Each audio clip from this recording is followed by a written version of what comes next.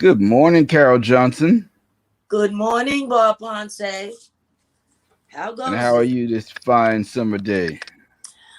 I'm good. I'm good. It's a little warm, Mm-hmm. Again, I may have to pop in and out with all the reconstruction going on around my home. Mm-hmm. You know, thank God I'm a child of God. I would have already kicked somebody off of my terrace by now. The whole year, just Mm-hmm. banging and clanging,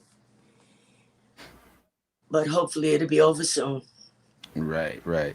So, before we start talking about any COVID related stuff, I want to talk about the vote. We have a an election coming up, and for the first time, we are using this ranked choice voting system. So I wanted to run a PSA that's been running on WHCR, and then I want us to talk a little bit about how that ranked choice voting affects our ability to be safe in our neighborhoods. So let's take a listen to this. New York City votes again on June 22nd. This primary will help determine who runs New York City in 2022 and beyond. If you want to be heard, we need your vote. And you must be a registered member of the political party to participate in the primary. This year, there is a new system called ranked choice voting. Ranked choice voting is basically in New York City. We will be able to rank up to 5 candidates for the offices of mayor, public advocate, comptroller, borough president, and city council person. You don't have to rank 5. You can still go in and rank 1. Your first candidate is your favorite candidate, and your 5th candidate is your least favorite. You're picking your first choice, and then you can automatically pick your backup candidates in the event that the first choice doesn't receive a certain amount of votes or able to stay in the race. Ranked choice keeps your vote at the table when there is a runoff. Your first place vote stays in place unless your choice is eliminated, and you will not help your first choice by ranking them 5 times in a row. electnyc.org. If you type in your address, you can find all the candidates running in your district, and they have information, all of their websites and social media handles. And voting.nyc is where you can go to register for the party of your choice. Finding out where candidates stand on the issues that are important to you. Okay, then I can rank 3 or 4 of these people who have the same position I do on these particular issues. It's on you now. We need you to register, rank your choices, and vote on June 22nd. This message is brought to you from rankthevotelyc.org, Harlem Emergency Network, and WHCR 90.3 FM, the voice of Harlem. Yes, that was a kind of a quick breakdown of the whole thing, you know. Um, but the basic thing is it requires you to be involved because it requires us to actually look and see who's running and rank them in order of which ones do you think, if got in office would look out for your best interest. So it requires us to not just go in there and throw a dartboard up or vote for the one that sent you the most mail this month. I got a lot of mail in my box. I don't know about you. I did too, and most of it came from people I had no idea who they were. Right, exactly. But I mean, it works because it's like at least, you know, you go in there, I don't know, but well, this person sent me 10, they sent me 10 postcards. So Yeah. that's more than I got from my family on my birthday. So let me, that's my candidate. Right. Well, that's what publicity is all about. Right, right. Getting it out there, putting your name in people, sight. And whether you read the postcard or not, if they're not really invested in reading up on the individual candidates, and someone's sending these postcards every day, they just may end up being the one that they vote for if they vote at all. But Right. they may very well get that vote. So, again, it's always about being an informed voter. I mean, there's just so much at stake now, like never before. Yep. and in particular in black and brown areas Mm-hmm. where we've always fallen behind the eight ball. We've Mm-hmm. always gotten less than any other communities. Mm-hmm. We're most certainly always underserved. And then when we look at this pandemic, my gosh, I'm scared to even look at the figures where we're going to end up in terms of resources. Mm-hmm. So we didn't do well in the census. We were Right. out there pushing for days, for weeks, and we still, actually, we did a little better than I thought we would, but we didn't do great at all. And that's how we get our resources. So, in the midst of all that we've lost during this pandemic, when the money is rolled out, I mean, you've got to make sure that we've got the right person in there to Mm-hmm. dole out those funds and put them in the places where they're most needed. Yeah, so the thing is, we want people to know you can go to elect.nyc. They have information on all the candidates running. Take the time to actually look at the ones that you don't know and see, see what you can learn about them. See if they're talking about the things that you want them to talk about, because it's really important. You're not just going in there to put one name in. You're going to put your first choice in, but you want to put a second choice, a third choice, a fourth choice, especially if there are races where they're tightly contested. You want your vote to be in there, and your choices to be into the last round, because that's actually when it counts. So remember, your first choice vote will always stay in there unless your first choice gets eliminated. So it's not you have to worry about changing your first choice voice. Your first choice will always be there to the end. But if your first choice doesn't make it, then you're on the sidelines. So you want to rank your votes. Absolutely. Hmm. So early voting starts this Saturday, June 12th. Hmm. And I plan to be at my polling site 8 a.m. There you go. and get it done. Hmm. You know, Yeah. So we got another lead story I want to talk about today, and that is Mark McPhee's birthday. Happy birthday, Mark. Didn't see that coming, did you? So, happy birthday, Mark.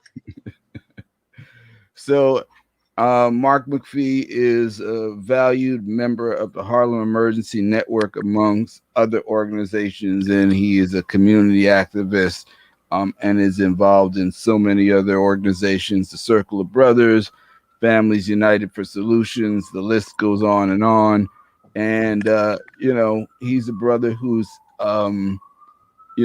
tireless contributions to the well-being of this community, over a course of many years. We don't have enough time to get into all of it, but we just want to, what they said, what the kids said, give them the flowers while they're still here. Well, we got some That's flowers for you, bro. And yeah, happy birthday. Hope you enjoy it. And we appreciate having you as our brother in arms. So, absolutely. Mark is like a centipede. You know, mm-hmm. he's got like 100 legs and feet. He's all over the place doing everything. Yep. So passionate about the work. Mm-hmm. It's funny how people don't even realize how hard people are working, you Mm-hmm. know, in there for their interests. Yep. How when things come to fruition, oftentimes it's the boots on the ground, it's the CBOs like ours, like you know, um, family in the solution and the East Harlem Coad. It's groups like those that's advocating for you. You don't even know who these people are, but this is Mm-hmm. a brother that's everywhere doing everything. And I think there's only one thing that Mark doesn't know, and that's the word no. He shows up and he gets the work done. So we love you and we appreciate you. And we just pray that you have many, many, many more healthy, happy, and joyful birthdays. Hmm. All right, so let's talk a little bit about this COVID thing. Man. Is it over? Is it over? You would think so. I was in a park at an event on Saturday, and I mean, people were just barbecuing it up. Uh, Large majority of people didn't have masks. You know, I had mine on. I kept mine on. I'm fully vaccinated. Mm-hmm. We did socially distance where we were. You know, but there was a lot of just freewheeling out there. You know, so I'm hoping that those numbers remain the same. That this thing does not start to creep back up on us. You know. So I mean, there's certainly a lot of good news in the numbers, and the numbers are as low, as low as they've been in the last year, maybe even a little lower. So the good news is that the numbers have been trending down. The reason why we still tell people you want to continue to use the protocols is that number one, there are a number of variants that are now floating around, and the variants are spreading faster than the original version of it. And while the vaccine has shown to be effective against the variants we've seen so far, it's not like we've seen the end of variants. There are new variants coming every time, and we don't have enough information to tell you how the vaccine is going to do against those variants. And so, there's still, and because we're in New York, it's just like everywhere else is opening up, and the first thing they want to do is run to go somewhere where there's things to do, i.e., New York City. We take it for granted, but remember, this is a destination, it's a global destination.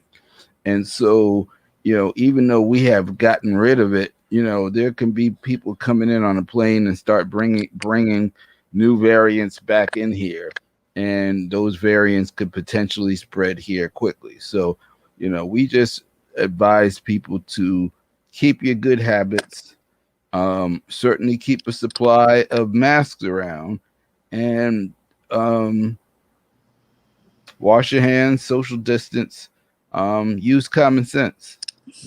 Yeah, we're not even talking about people coming from other countries. We Hmm. still have states here Hmm. where numbers are ballooning. That's And correct. because it's not where we live, we may not know about it, you know, and everybody's, I'm sure, became COVID weary. But at the same time, you know, they are states very close to us where those numbers are constantly ballooning. Their emergency rooms are still, overloaded. And the doctors are like just being overloaded. So, a lot of us may not be leaving the country, but we are going to different states. So we really need to take a good look at where we're going and what that situation looks like there, Hmm. what restrictions they have in place there, and make your decision based on that. But again, as Bob said, follow those protocols. Hmm. Because Yep. again, let's not forget that you still can catch it, even after being fully vaccinated. Hmm. So you don't even want to put yourself in that position, because we always have to remember the long haulers, that mostly everyone who has gotten COVID has had at least one long hauling effect that they're still fighting. Hmm. Yeah, and that's the part we also need to also address, you know, jointly, is that people are acting like, okay, it's over, it's over. It's definitely not over for the what 30 million plus people who got COVID, who are survivors of COVID, because so many of them have long haul symptoms.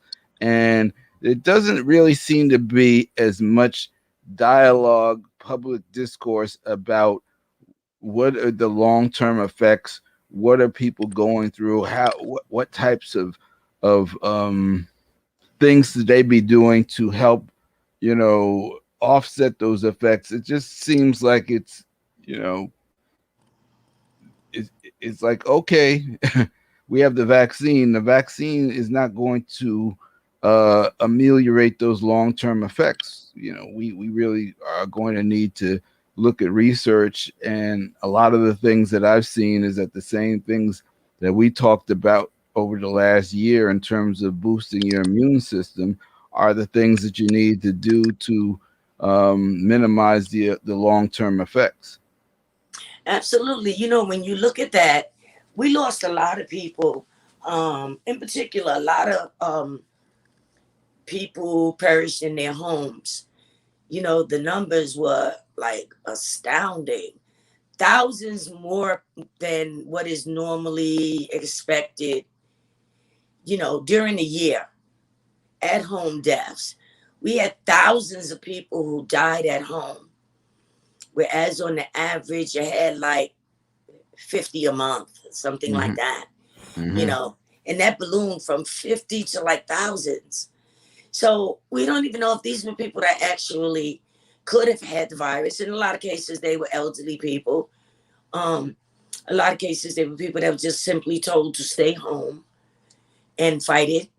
Now, these people obviously had the symptoms of COVID and more than likely had it. They stayed home. But now, how bad were those after effects? Hmm. Where for a long time we couldn't go to any medical facilities. So these things can still happen. People can still be asymptomatic. They can still bring it to those elderly people. We gotta, especially if we're living with people, that are aged, who are frail, who have low immune systems. We have to love that neighbor. I mean, we are our brother's keepers. And if it's a family member, you really, really, really need to be a little more cautious when you're going. Nobody's saying not go out, go to the barbecue. You need to be a little more cautious when you're going. Just think about who's in your home and who you could be actually picking this thing up from and bringing it back to their home. And so that's why they're still asking people to test, you know, to test.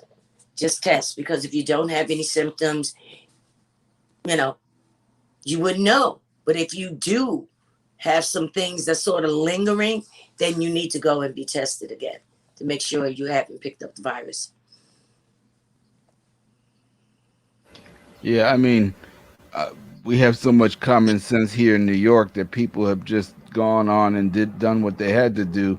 Whereas I see these other states, they got lotteries, they're giving away they're giving away prizes for people who get vaccinated.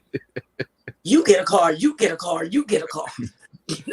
Like, I'm reading this one article, joints for jabs, and isn't that something? yeah, this is they're giving away free weed when you get your this is in Washington State, you know. And interesting, but here's the interesting thing. So Washington State right now has an issue where their rates are going up while Yep. everybody else is going down. So, we laugh at it here, but it's serious enough that people are going and doing unusual things to get people to pay attention to this. And so, if that's what they need to do to get people to take this thing and do things for their health, then that's what they have to do. Well, Um, I don't know about the weed though, because I mean, that drops people's inhibitions. They get a little more lax or slack. They want to go out to the bar, snatch that mask off, and get a little closer to people, more promiscuous. So maybe mhm. you might want to rethink the weed thing, and find some alternatives. Maybe give away some free gas for the cars, because in places like Washington State, everything is so remote. I've been there. I tell you, some states you just don't want to go to. It's beautiful, but everything is so remote. So give away a couple of gallons of gas or something like that. But I'm not sure if in the middle of a pandemic you want everybody stoned. Well, Where they I, stop I paying attention there's another to what's take on going this on. because it could make them paranoid and make them want to keep away from other people. Well, now I don't know. One thing about weed, it's never been on a downfall. People always find good uses for weed. Hmm. So I don't know, but they are doing a lot of different things. Hmm. They're now doing the studies for the babies. Hmm. The Pfizer and Moderna are both doing vaccine trials on babies as young as 6 months. Hmm. So those are in effect. So whatever we talk about here is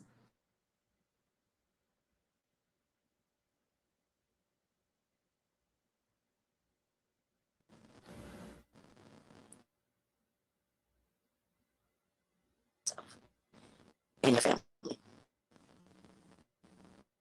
All right. I had a little bit of technical difficulty, but I think it's over.